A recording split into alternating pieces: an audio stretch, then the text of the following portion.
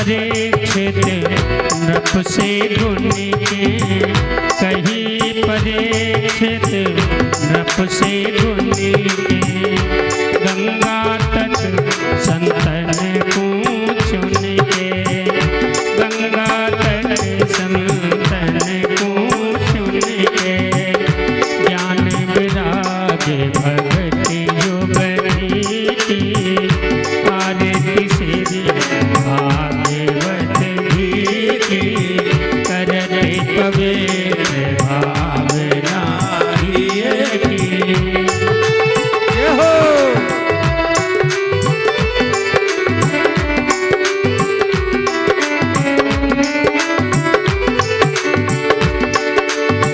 कथा भागवत जो नित गावे, कथा भागवत जो नित गावे, आप सुने और को सुनावे, आप सुने और को सुनावे, निश्चय कृष्ण चंद्र पद पावे, निश्चय कृष्ण चंद्र पद पावे, प्रेम सिंधु रस तो अमी की, आरती श्री भागवत जी की, करते पवित्र भावना की, आरती श्री भागवत जी की, करते पवित्र भावना की,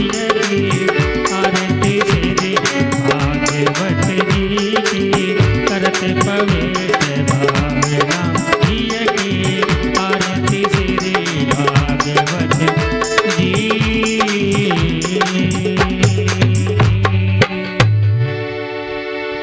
ओम जलेन शीतलीकरणमारार्तिक्यं समर्पयामि। ओम द्यौः शान्तिरन्तरिक्षगुं शान्तिः। अब लाडली मेरी ओर निहार, बोलो भागवत महापुराण की जय हो, श्री बांकी बिहारी लाल की जय हो, जय जय श्री राधे श्याम। परम मंगलमय परात्पर अकारण कर्णावर्णालय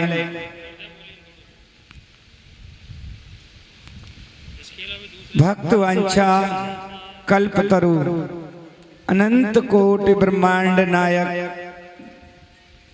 नंद नंदन ब्रज बिहारी चंद श्री श्याम सुंदर की बांग्मय स्वरूप श्रीमद् भागवत है। आज तृतीय दिवस आयोजन में कृष्ण स्वरूपा सभी भक्त श्रद्धालु, राधा रानी स्वरूपा सभी माता बहन, सबका व्यास मंच की ओर से हार्दिक स्वागत है। सज्जनों, हमारे जगत जननी मां चामुंडा के असीम आशीर्वाद से ये आयोजन चल रहा है।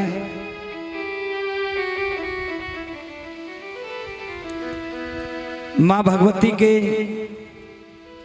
इस प्रांगण में देवलोक से देवता, ऋषि लोक से ऋषि, भक्त सभी यहाँ कथा श्रवण कर रहे हैं। आइए हम तृतीय दिवस की कथा में प्रवेश करते हैं। इससे पहले हमारी वाणी को पवित्र करते हुए भगवान का कीर्तन करेंगे और इसके पश्चात आप सभी भक्त श्रद्धालु माता बहन कथा श्रवण करेंगे। आइए दोनों हाथों की तालियां बजाते हुए भगवत कीर्तन करेंगे। राधे राधे रटन से सब व्याध मिट जाए, कोटि जन्म की आपदा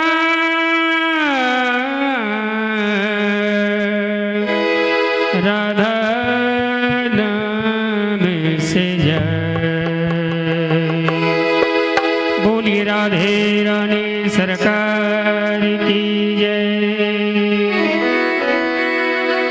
परमेश्वरी भगवती माँ जगत जननी राधिका रानी के चरणों में ध्यान लगाते हुए सभी भक्त प्रेमी भगवत नाम उच्चारण करते हुए आज की इस तृतीय दिवस की मंगलमय यात्रा में प्रवेश करेंगे।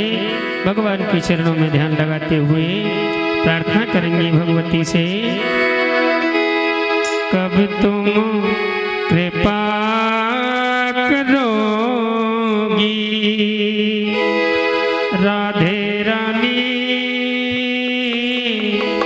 कब तुम कृपा करोगी श्यामा प्यारी, कब तुम कृपा करोगी।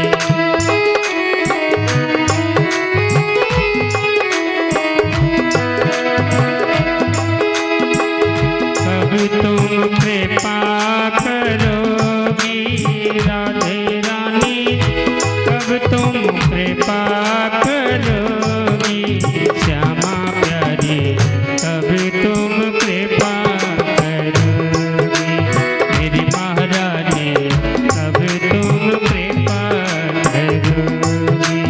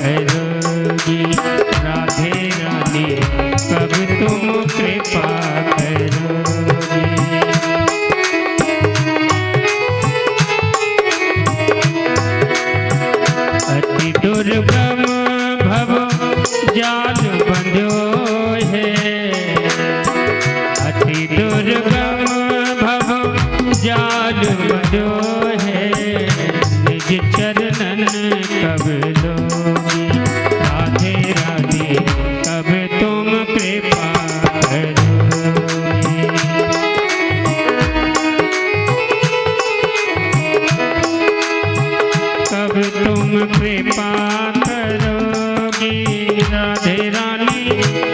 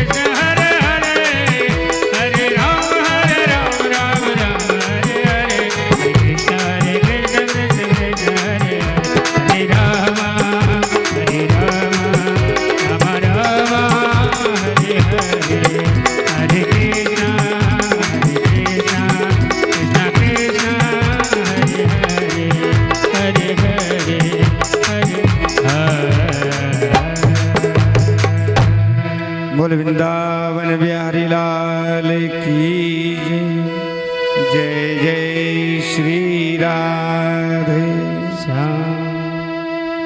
पूर्व प्रसंग में आप सभी भक्तों ने महाराज परीक्षित को श्राप लग गया। समय ऋषि ने के पुत्र श्रृंगी ऋषि ने श्राप दे दिया। परीक्षित को पता चला, अपना सर्वस्व राजपाट छोड़ करके आनंद तट गंगा के किनारे पहुंच गई, जहां बड़े बड़े संत ऋषि मुनि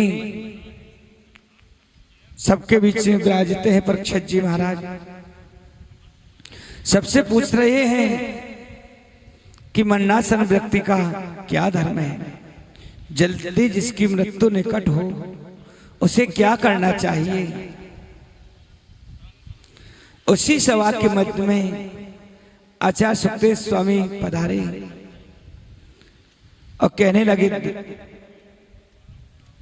हे राजन, आपके बीच में तो 7 दिन का समय है, लेकिन सूर्यवंशी राजा होते खड़वांग, उन्होंने के पास तो केवल 2 घड़ी का ही समय था। आप निश्चिंत रहें, आपकी मृत्यु को मंगल में बनाने वाला हमारे पास श्रीमद् भागवत है। महाराज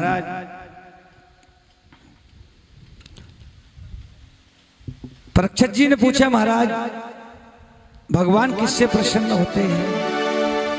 दिन में 5 बार स्नान करने वाले से, या प्रतिदिन मंदिर जाने वाले से, या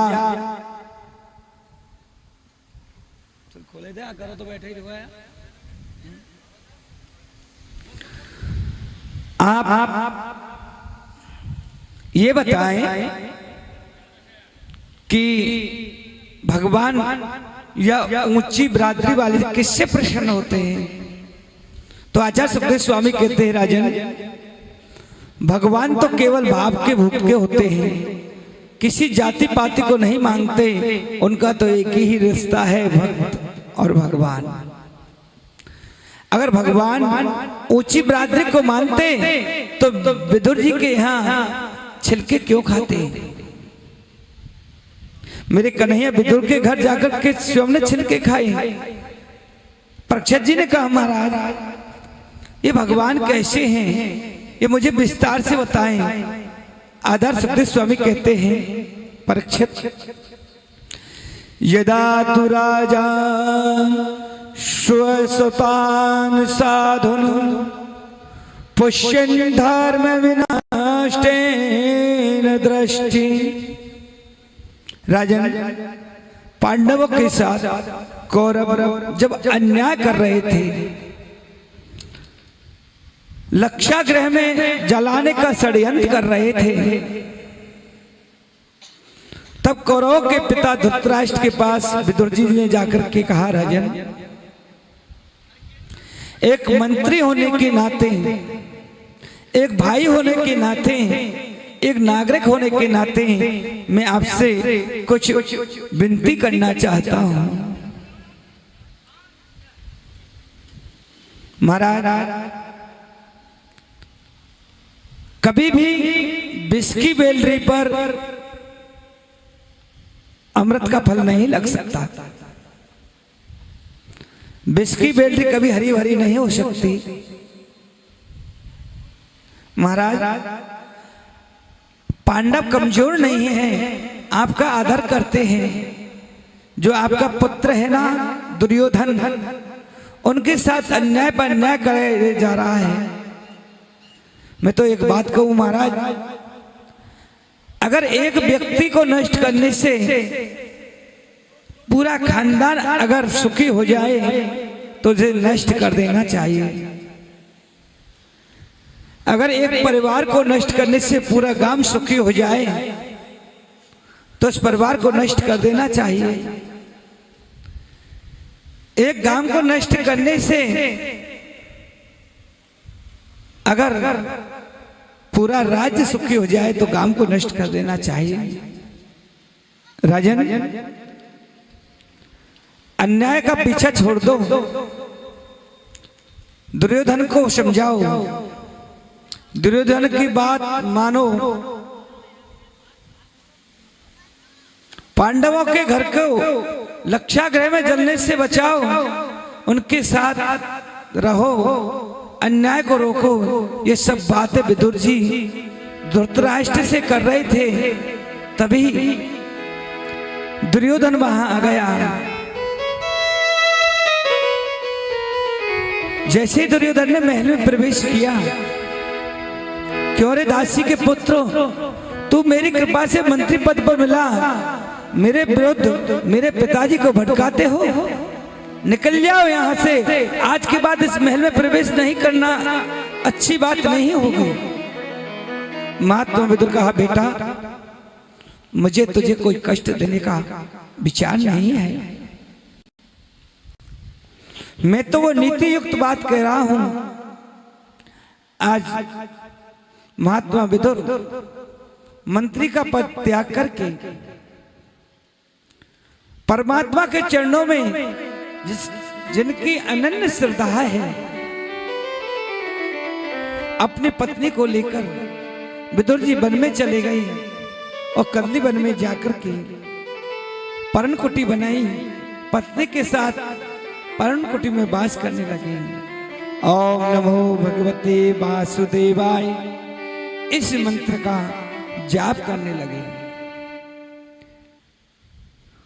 इस मंत्र का जाप करते हैं, लेकिन आज विदुर जी मुस्कुराते हुए अपनी पत्नी के पास आए। 12 वर्ष से जिन्होंने अन्न नहीं खाया, केवल फलाहार करते हैं, अपनी पत्नी के पास आकर बोले, सुनती हो देवी आज हस्तिनापुर कैसा सज रहा है, कितनी सजावट हो रही है, आज नगरी दुल्हन की तरह सज रही है। विदुरानी बोली, क्यों? क्योंकि मेरे द्वारकाधीश रथ यात्रा में आने वाले हैं, मेरे द्वारकाधीश शांति दूत बन करके आ रहे हैं। लेकिन विदुरानी ने कहा, आपके पास मंत्री पद भी नहीं है भगवान। हे स्वामी, आपके पास तो मंत्री पद भी नहीं है, आज हम कृष्ण का दर्शन कैसे कर पाएंगे? विदुर जी बोले, ए देवी क्यों छोटा मन करती हो? अरे हम नहीं देख पाएंगे तो मेरा कन्हैया तो हमको देख लेगा। आज महाराज विदुर विदुरानी सबसे पीछे एक दीवार से सिर अड़ाए हुए बैठे हैं और जब मेरे कन्हैया आए, भीड़ में सबसे पीछे हैं, और जैसे ही विदुर जी पर भगवान की दृष्टि पहुंची, भक्त भगवान के नेत्र मिले, विदुर जी का मन रूपी मयूर नाचने लगा, हृदय रूपी समुद्र में हिलोरें आने लगी। अपनी पत्नी से बोले, देखो गोविंद मुझे देख रहे हैं, गोविंद की नजर मेरे ऊपर पड़ गई। अच्छा सुनो, तुम घर जाओ, जाकर के गोबर से चौका लगाओ, कदली के कम सजाओ, सुंदर चटाई बिछाना, मैं जरा देखकर आता हूं पांडवों के भाग्य का क्या होता है। भगवान ने विदुर को देखा और देखते देखते इशारा कर दिया, तुम्हारे घर जरूर आऊंगा, ऐसा मानो प्रभु ने इशारा किया हो। दुर्योधन देख रहा है, हम स्वागत में लग रहे हैं, ये पता नहीं किसको देख रहे हैं। एक बहुत बड़ा मंच है, मंचों पर सैकड़ों सिंहासन लगे हैं, स्वर्ण के सिंहासन, मणि में सिंहासन है, मेरे द्वारकाधीश विराजित हो गए। विदुर जी का अपमान हो चुका है, इसलिए विदुर जी ऊपर सभा में जाने की अनुमति नहीं है। सारी प्रजा के साथ नीचे बैठे हुए हैं। दुर्योधन ने गोविंद से का स्वागत किया। आओ कृष्ण, आपके पदार्पण से हम कृतार्थ हो गए, आप आइए, मेरा बहुत बड़ा सौभाग्य है। लेकिन आपके आगमन का किस कारण हुआ हमें जानकारी में नहीं है, ये गोविंद बताइए। भगवान बोले, दुर्योधन से कहा, मैंने तुम्हें दुर्योधन नहीं कहा क्योंकि तुम तो सुयोधन हो। एक बात पूछना चाहता हूं, पांडव आपके भाई हैं? बोले हाँ जी। खास तुम्हारे काका के बेटे हैं? बोले हाँ जी। तुम्हारे भाई हुए? बोले हाँ जी। आधे राज के अधिकारी हुए? बिल्कुल बिल्कुल नहीं। यह नैतिक पद्धति से अगर तुम देखो दुर्योधन, तो पांडव तुम्हारे आधे राज के अधिकारी हैं और उन्हें आधा राज्य मिलना चाहिए। लेकिन मैं तुम्हें पांडवों को आधा राज्य देने के लिए नहीं बोलता, मैं तो केवल 5 गांव देने के लिए बोल रहा हूं।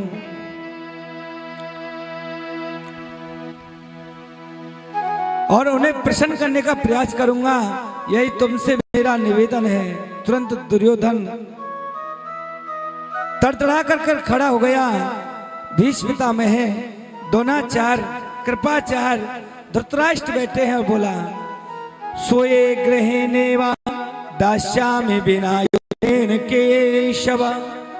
हे केशव, तुम कहते हैं 5 गांवों की, मैं जितनी सुई की नोक टिकती है इतनी भी जमीन बिना युद्ध के नहीं दूंगा।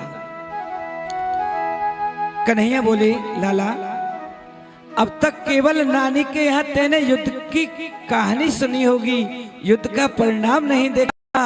हजारों नारियां विधवा हो जाएंगी, हजारों लाखों बालक अनाथ हो जाएंगे। एक शांति दूत के साथ कैसा व्यवहार करना चाहिए, तुम्हें इतना भी सहूर नहीं है। धृतराष्ट्र ने दुर्योधन का हाथ दबाया। पागल, बोलना नहीं आता?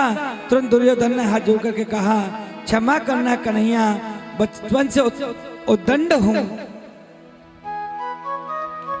पता नहीं क्या बोल जाता हूं, बाद में पश्चाताप होता है। खैर जाने दीजिए, ये राजनीति, ये राजपाट की बातें बाद में होती रहेंगी। पधारिए, मेरी माता गांधारी ने आपके लिए 56 भोग बनाए हैं, पहले भोजन करिए। मेरे कन्हैया ने कहा, दुर्योधन,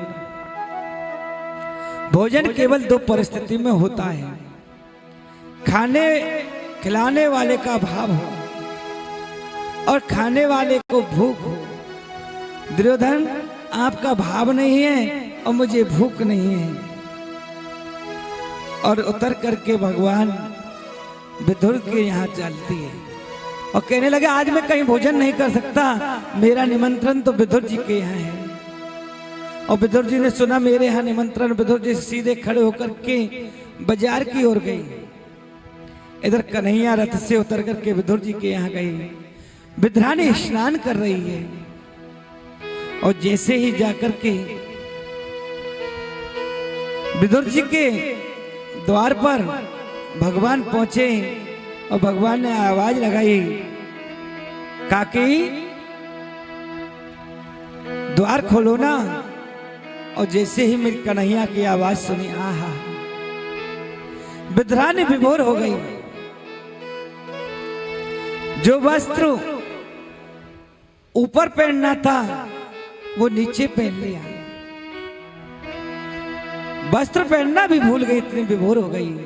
आओ कन्हैया, आओ बैठो। महाराज कभी इस कोने में चौकी रखती है, कभी इस कोने में रखती है। और जहाँ कन्हैया बैठाने थे वहां चौकी सीधी की जगह उल्टी बिछा दी। कहने लगे, काकी बहुत जोर से भूख लगी है। और विद्रानी कदली वन में गई, कदली फल लेकर के आई। अब क्या करती है, कदली को छिलती है, गिद्धों को भगा देती है और छिलका को खिला रही है। और कन्हैया जी छिलका को बड़े प्रेम से खा रहे हैं। खाते जा रहे हैं, इतने में विदुर जी आ गए। सुनती हो, आज कन्हैया ने हमारा कितना बड़ा मान कर दिया, पूरे राज दरबार में कह दिया कि मेरा निमंत्रण तो विदुर काका के यहाँ है, कन्हैया आते होंगे, आप तैयारी करो। विद्रानी का जो आने वाले हैं ना वो आ चुके हैं। देखा कन्हैया केला के छिलका खा रहे। अरे कन्हैया, पेट में दर्द हो जाएगा। अरे आप ये क्या, वस्त्र भी ढंग से नहीं पहने और ये क्या कर रही हो। और अब माखन मिश्री खिला रहे हैं। तो कहने लगे काका, जो स्वाद काकी के हाथ से आ रहा था वो स्वाद नहीं है। एक बार भीम जी ने पूछ लिया कि प्रभु, आप का प्रतिदिन हर जगह प्रसाद लगता है, फिर भी आप धापते नहीं हो, मेरे को भोजन भट्ट बोलते हो। तो भगवान कहने लगे, 3 लोक की 14 भवन, नेति होति जुबनार, के खायो शिवरी घर, के खायो विधुरी घर जाए। हे भीम भैया, 3 लोक 14 भवन में प्रतिदिन हर घर में मेरा भोग लगता है, लेकिन जी भर कर तो शिवरी के यहाँ खाया या विदुर जी के यहाँ खाया है। सज्जनों, भगवान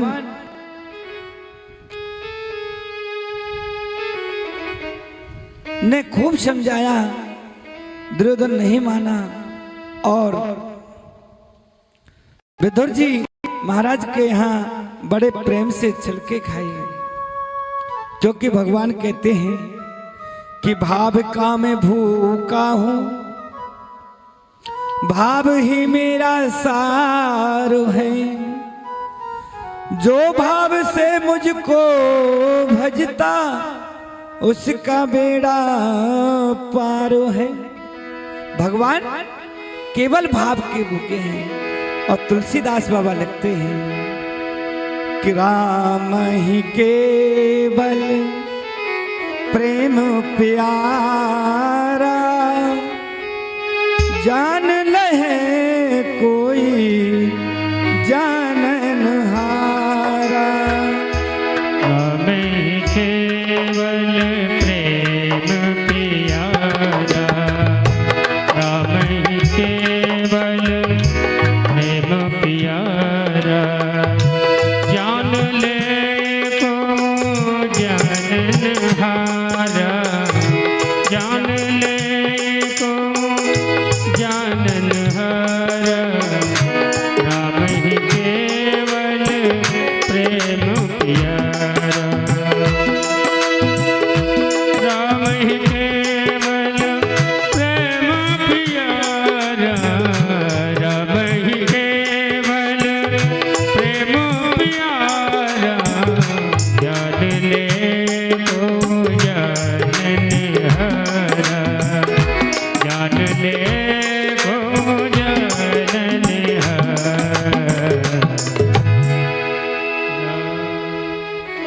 सुखदेव स्वामी कहते हैं, राजन,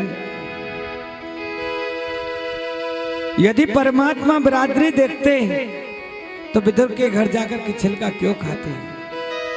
और एक बात और कहूं, भगवान जब अपनी लीला को संपन्न करके जा रहे थे, भगवान ने किसी की याद नहीं की। उद्धव जी ने श्री कृष्ण से प्रश्न किया, भगवान आपके 24 अवतार हैं, जगह जगह आप प्रसाद पाते हैं, परंतु आप अंदर से किससे, अंदर की आपसे पूछूं। भगवान बोले कहो। उद्धव बोले, जहां आपका भोग लग गया वह सब भोग सुंदर पाने योग्य हो जाता है। आपको सुख कहाँ मिला, सबसे ज्यादा मिठास कहाँ मिला, मेरे गोविंद की नींद से जल हो गई। उद्धव से बोले, उद्धव सबसे ज्यादा भोजन स्वाद मुख केवल 2 जगह लगा, एक तो माता शिवरी के घर और एक विद्रानी के घर। मैंने छिलके खाए, ये 2 जगह मुझे आनंद आया, सुख मिला, कहने का भाव स्पष्ट है, परमात्मा भाव के भूखे हैं बंधुओं। उद्धव से कहा, आज मुझे विदुर की याद आ रही है। तुम जा रहे हो, जहां भी तुम्हें विदुर मिले उससे मेरे समाचार अवश्य कहना।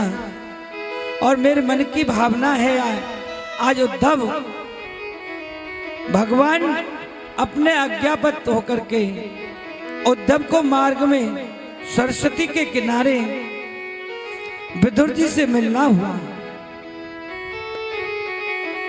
देखिए, बड़ा भाग्यवान संसार है में कौन होगा, विदुर जी से बड़ा भाग्यवान संसार में कौन होगा, जिसकी याद स्वयं भगवान अपने जिस समय इस धराधाम को छोड़ करके जा रहे हैं उस समय याद कर रहे हैं। भक्त भगवान को याद करे, जगह जगह देखने को मिलेगा, लेकिन स्वयं भगवान भक्त को याद करें, ऐसा दृश्य आज उद्धव महाराज जी भगवान कृष्ण से, उद्धव जी से कृष्ण कह रहे हैं, मुझे विदुर की याद आ रही है। और हे उद्धव, विदुर जहां भी मिले आप कहना कि भगवान ने आपको याद किया, और मैं जो तत्व ज्ञान का उपदेश दे रहा हूं, यही तत्व ज्ञान का उपदेश मैंने मैत्रेय मुनि को दिया है। उनसे कहना मैत्रेय मुनि से मिले, वहां मेरा दिया हुआ तत्व उपदेश वो स्वीकार करें। सज्जनों, आज सरस्वती के किनारे विदुर जी से मिलना हो गया, और संदेश वाहक बनकर के उद्धव जी ने विदुर जी से सत्संग किया। आदरणीय सुखदेव जी महाराज कहते हैं, उद्धव जी जब विदुर जी से मिले तो विदुर और उद्धव दोनों का कंठ अवरुद्ध हो गया, दोनों की परिस्थिति भिन्न हो गई, वचन मुख से निकलता नहीं। विदुर जी कहते हैं, उद्धव तुम भागवान हो। उद्धव जी कहते हैं, आप भागवान हो।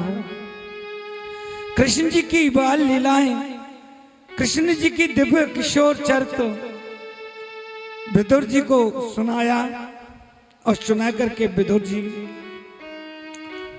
उत्कंठित हो गए, और जाने के लिए महात्मा उद्धव हरिद्वार में एक संत रहते हैं, उनका नाम है मैत्रेय मुनि। मैत्रेय मुनि ब्राह्मण हैं और विदुर जी दासी पुत्र हैं, लेकिन भगवान का जहां रिश्ता जोड़ जाता है, मां कोई जाति पाति नहीं रह सकती। और तुलसीदास बाबा कहते हैं, जात पात पूछे नहीं कोई, हरि को भजे सुहरि को होई। जाति पाति पूछे नहीं कोई, जाति पाति पूछे नहीं कोई, हरि को भजे सो हरि को होई, हरि को भजे सो हरि को होई, जाति पाति पूछे नहीं कोई।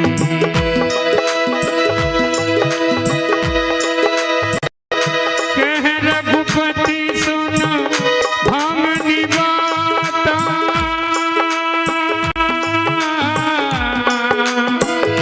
कह रघुपति सुन भामनी बाता, मानहु एक भगति कर नाता, मानहु एक भगति कर नाता, जाति पाति पूछे नहीं कोई, हरि को भजे सो हरि को होई। परमात्मा का संबंध जिससे जुड़ गया, फिर वह भ्रातृ क्या होती है। जो हरि का भजन करें वो हरि का हो गया।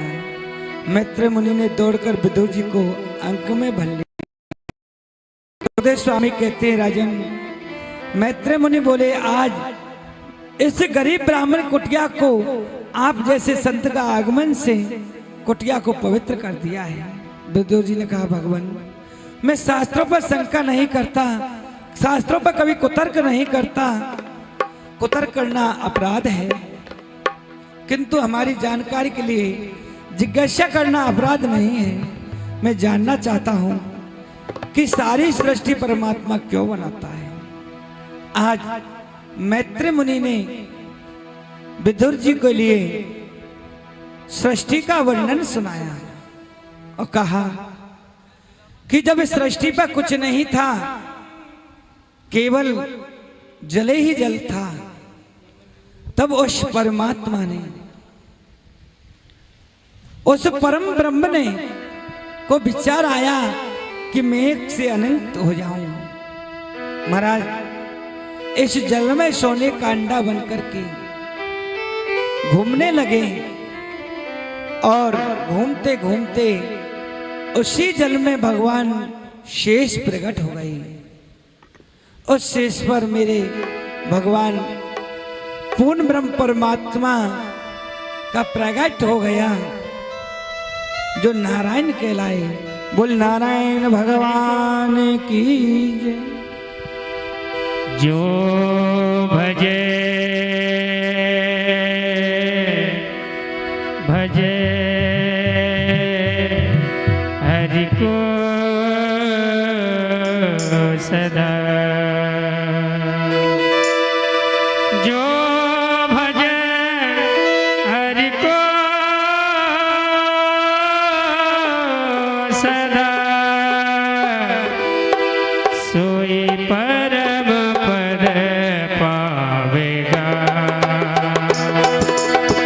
सोई परम पद पावेगा।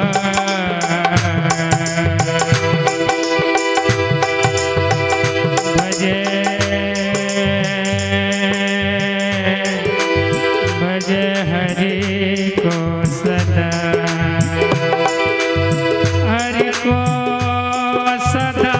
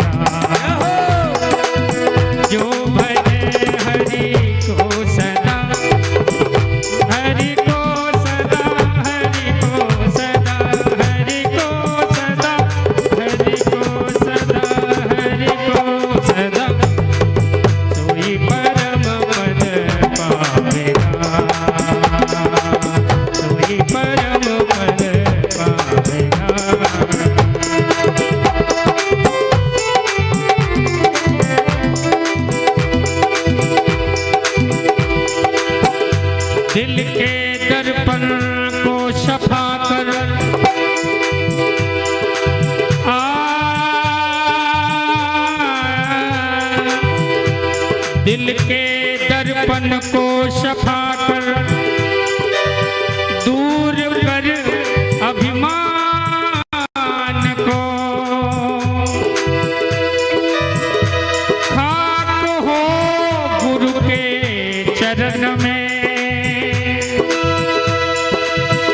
तो प्रभु मिल जाएगा। सोई परम पद पावेगा, सोई परम पद पावेगा। जो भजे हरि को सदा, जो भजे हरि को सदा, सोई परम पद पावेगा, सोई परम पद पावेगा।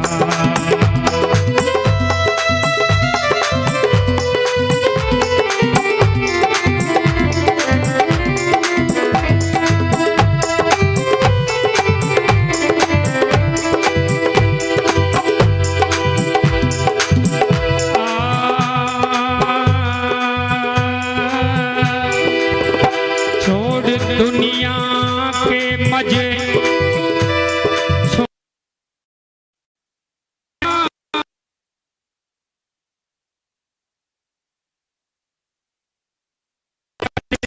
एकांत में ध्यान धर हरि के चरण,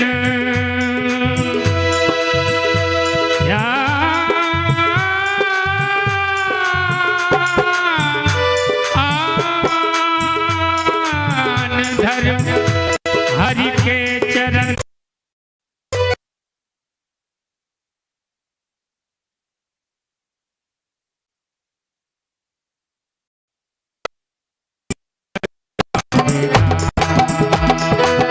सोई परम पद पावेगा, जो भजे हरि को सदा, हरि को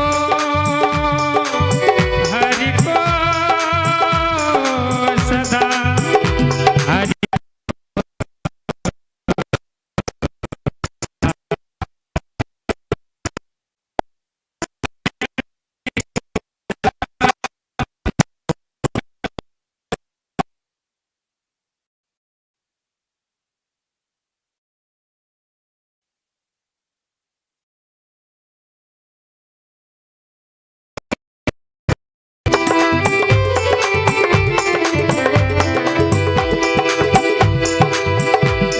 भरोसा मन में करके,